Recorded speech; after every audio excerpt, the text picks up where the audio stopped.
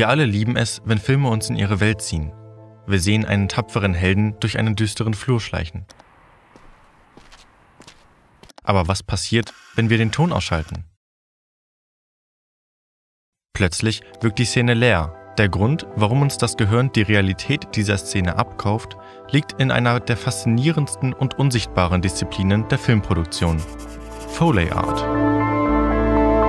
Die Foley-Kunst verdankt ihren Namen einem Pionier, Jack Donovan Foley, der in den späten 1920er Jahren bei Universal Studios in Hollywood arbeitete.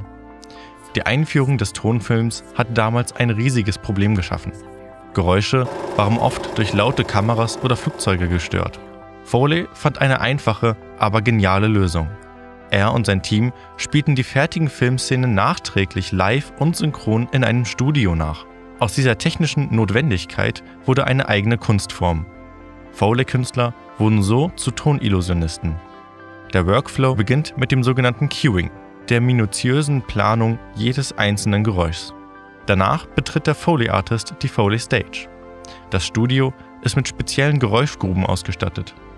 Diese Gruben enthalten alle denkbaren Oberflächen. Die wahre Magie liegt aber in der Substitution. Denn oft klingt das Originalgeräusch auf Mikrofon nicht überzeugend genug.